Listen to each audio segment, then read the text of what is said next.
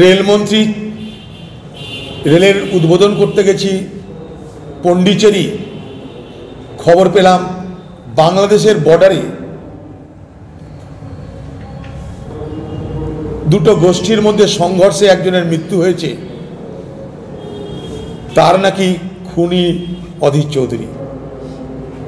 পন্ডিচেরিতে বসে খবর পেলাম, ভালো কথা। দুদিন পর খবর পেলাম যে পশ্চিমবঙ্গ সরকার আমার বিরুদ্ধে ওয়ারেন্ট ইস্যু করেছে। কি ওয়ারেন্ট? না, অধীর চৌধুরীকে খুঁজে পাওয়া যাচ্ছে না, তাই তাকে তাড়াতাড়ি গ্রেপ্তার করতে হবে। আমি ভারতবর্ষের একজন মন্ত্রী, কেন্দ্রীয় মন্ত্রী, হয়তো ওদের মতন পূর্ণমন্ত্রী ছিলাম না, ছোটোখাটো মন্ত্রীও ছিলাম, যে প্রতিদিন রেলের দপ্তরে বসছে, তাকে খুঁজে পাওয়া যাচ্ছিল না পশ্চিমবঙ্গের তৃণমূল সরকারের ব্যাখ্যায়। তো যাই হোক, এগুলোর সঙ্গে মোকাবেলা করতে আমি অভ্যস্ত। ভারতবর্ষের মন্ত্রী থাকা অবস্থাতেও খুনি সাজানো হয়েছে, বেল নিতে হয়েছে। বাংলার মুখ্যমন্ত্রী তার দলবল পাঠিয়ে মুর্শিদাবাদ জেলায় কংগ্রেসকে ধ্বংস করার জন্যে আমাদের দলের কর্মীদেরকে মাদক পাচার দ্রব্যের কারবারি সাজিয়েছে, মিথ্যা কেসে জেল কাটাচ্ছে, আমাকেও খুনি বানিয়েছে, কেস চলছে। ভোট এসছে, মমতা ব্যানার্জি গুন্ডা খুনি, তাকে ভোট দিও না হয়েছে। আমরা নাকি জনগণের শত্রু, তাও শুনেছি। তারপরে শুনলাম বাংলার মুখ্যমন্ত্রী এসে বললেন যে এতদিন তো খুনি ছিল, এখন বিজেপি হয়ে গেছে, অতএব মুসলমান ভোট দিও না, তাও হলো। সব কিছু যখন ব্যর্থ হলো, তখন নতুন করে আরেকটা অস্ত্র ব্যবহার হচ্ছে আমার বিরুদ্ধে, সেটা হচ্ছে সারদা চিটফান্ড মামলায় আমি নাকি টাকা নিয়েছি। কার কাছে? চিটফান্ড কাণ্ডের কর্তার কাছে, যাকে জীবনে কখন দেখলাম না, চিনলাম না। হ্যাঁ, জেনেছি তার সম্পর্কে, খবর কাগজে জেনেছি, সংবাদ মাধ্যমে জেনেছি, মানুষের কান্না শুনে জেনেছি, মানুষের আক্ষেপ প্রতিবাদ শুনে জেনেছি যে এই রকম একটা ভয়ঙ্কর চিটার, চোর একজন, সে কি করে হাজার হাজার কোটি টাকার মালিক হলো, এটাও জেনেছি আমরা।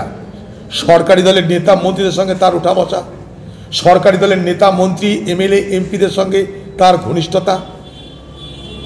পশ্চিমবঙ্গ সরকার আমাদেরকে বোকা বানানোর জন্য একটা স্পেশাল ইনভেস্টিগেশন টিম তৈরি করলো।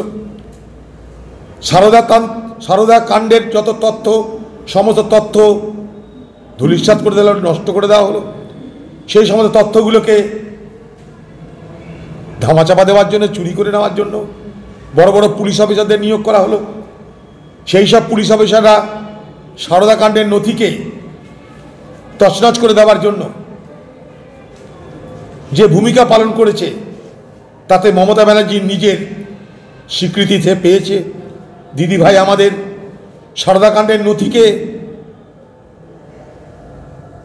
লোপাট করার জন্য যারা মুখ্য ভূমিকা পালন করলো, তাদের জন্য কলকাতার রাজপথে অবস্থান করলেন। তৃণমূল দলের বড় বড় নেতারা জেল খাটলেন। তাপস পাল তো মারা গেলেন, এটা আমার কাছে বড় দুঃখের। দিদি বলল আমাদের সব টাকা উদ্ধার হবে সারদা কাণ্ডের, উদ্ধার হলো না, মানুষ টাকা পেল না। আজও মানুষ টাকার জন্য দাবি করে চলেছে। তার মধ্যে সারদা কাণ্ডে জড়িত ব্যক্তিদের কাউরির জামিন হয়ে গেছে, কিন্তু সারদা কাণ্ডের মূল মাথা যিনি, তার এখনো জামিন হয়নি। সে জামিন পেতে চাইছে, জামিন পেতে চাওয়াটাই স্বাভাবিক। ঠিক এই অবস্থায় নতুন অভিযোগ, সারদা কাণ্ডের টাকা আমাদেরকে দেওয়া হয়েছে।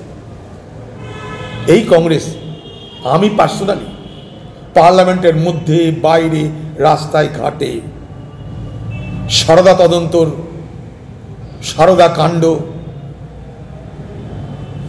বঞ্চিত মানুষদের অর্থ ফেরতের আন্দোলন করেছি। কংগ্রেসের পক্ষ থেকে সুপ্রিম কোর্ট গেছি আমরা সিবিআই তদন্তের দাবিতে। সিবিআই তদন্তের দাবিতে আমরা সারদা কাণ্ডে সুপ্রিম কোর্ট গিয়ে সুপ্রিম কোর্টের অনুমতি বার করতে পেরেছি। সিবিআই তদন্ত হচ্ছে।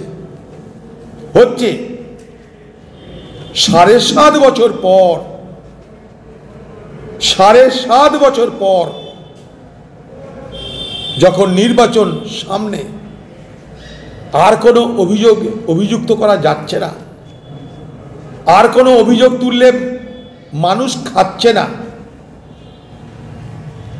চোর, গুন্ডা, খুনি, মুসলমানের বিরোধী সব অভিযোগ তোলা হয়ে গেছে, কিছুই বাজারে খেলো না, তখন নতুন কিছু অভিযোগ খাওয়ানো যায় কিনা, তার জন্য তৃণমূলের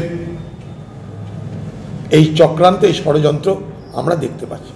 তৃণমূল দলের কিছু কাকতারুয়া উকিল আছে যারা দিদির খুব ঘনিষ্ঠ, তারা বুদ্ধি দিয়েছে যে এই রকম একটা গেম করলে অধীর চৌধুরীকে ফাঁসানো যেতে পারে।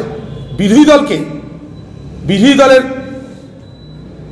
যে ছবি, বিরোধী দলের যে ভাবমূর্তি বাজারে আছে, তাকে কলঙ্কিত করা যেতে পারে। তাই কংগ্রেস, বাম সকলকে জড়িত করে দাও। 7.5 বছর পর সেই প্রতারকের মনে পড়ল একটা চিঠি লিখল কাকে? জেল কর্তৃপক্ষকে। জেল কর্তৃপক্ষকে জেলখানার মধ্যে থেকে যে কেউ চিঠি লিখতে পারে। জেল কর্তৃপক্ষের দায়িত্ব কি? তার ঊর্ধ্বতন কর্তৃপক্ষকে চিঠিটা দেওয়া। জেল কর্তৃপক্ষের কাছে একটা আসামি চিঠি লিখতে পারে তার স্থাবর অস্থাবর সম্পত্তি কেউ যদি লুট করে নেয় তার জন্য। কেন? সে যাতে আইনি সহযোগিতা পায়। কিন্তু এখানে কি হলো? জেল কর্তৃপক্ষকে একটা চিঠি লিখলো, জেল কর্তৃপক্ষ সেটাকে তার ঊর্ধ্বতন কর্তৃপক্ষকে না দিয়ে প্রধানমন্ত্রী, মুখ্যমন্ত্রী। কেন এত তাড়াতাড়ি ভাই? যাতে তাড়াতাড়ি করে অভিযোগের বাতাবরণ তৈরি করা যায়। ভোটের পর তো অভিযোগ বাতাবরণ তৈরি করে লাভ নাই, যা করতে হবে এখন করতে হবে, তাই তাড়াতাড়ি করে করতে হবে, বাজারে নামতে হবে তাড়াতাড়ি করে। তা একটা হাস্যস্কর অভিযোগ তোলা হলো যে অধীর চৌধুরীকে নাকি 6 কোটি না 8 কোটি টাকা দিয়েছে সুদীপ্ত সেন। এই ঘটনাটা শোনার পর আমার নিজের ধারণা এই ঘটনা শোনার পর ভিক্টোরিয়া মেমোরিয়ালের সামনে যারা ঘোড়া আছে সেই ঘোড়াগুলো সব হাসাহাসি করেছে। এটা একটা হাস্যস্পদ। এর থেকে জোলো অভিযোগ আর কিছু হতে পারে না। বাংলার মুখ্যমন্ত্রীর কাছে নিশ্চয় আমাদের রাজনৈতিক বিরোধিতা করব, সেটা সে আশা করতেই পারে। বাংলার তৃণমূলের বিরুদ্ধে কংগ্রেস বামের জোট শক্তিশালী হচ্ছে। কয়েকদিন আগেও বাংলার রাজনৈতিক বাজারে কংগ্রেস বামের জোট নিয়ে কোনো আলোচনা ছিল না, আজ আলোচনা চলছে। তৃতীয় শক্তি হিসাবে উঠে আসছে। বাংলাকে ভাগ করতে চাইছিল বিজেপি আর তৃণমূল নিজেদের মধ্যে, আমরা ভাগ করতে দিচ্ছি না। তৃতীয় শক্তির উত্তরণ, জাগরণ, প্রকাশ ঘটছে। হাজারে হাজারে মানুষ আমাদের সভা সমিতি মিছিলে আসছে।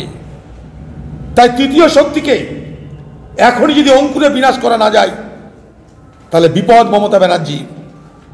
তাই তৃতীয় শক্তিকে অঙ্কুরে বিনাশ করতে হবে। অভিযোগ কিছু নাই, ছাড়ো, জেলখানা আমাদের আছে, আসামি আছে, তাদেরকে দিয়ে অভিযোগ করে দিই। কালকে কোনো আসামি বলতে পারে যে আমি মমতা ব্যানার্জিকে খুন করতে গেছিলাম অধীর চৌধুরীর কথায়, বলতে পারে। একটা চিঠি লিখলেই হলো, জেলা সুপার বসে আছে, সেগুলোকে তাড়াতাড়ি করে মুখ্যমন্ত্রীকে, প্রধানমন্ত্রীকে যে পৌঁছে দেওয়ার কোনো অসুবিধা নেই। দিদি রাজনীতি করুন, আমরা চাই আপনার কাছে রাজনীতি। আপনি রাজনীতি করুন। আপনি প্রস্তাব পাঠাচ্ছেন আমাদের কাছে ভেতর আন্ডারস্ট্যান্ডিং করার। আপনার ভয় পেয়েছেন, আপনি প্রস্তাব পাঠাচ্ছেন আমাদের কাছে। আমি একা বিজেপিকে রুখতে পারছি না। নরমে গরমে খেলবেন, আপনি নরমে গরমে খেলবেন, আমাদেরকে ভয় দেখাচ্ছেন।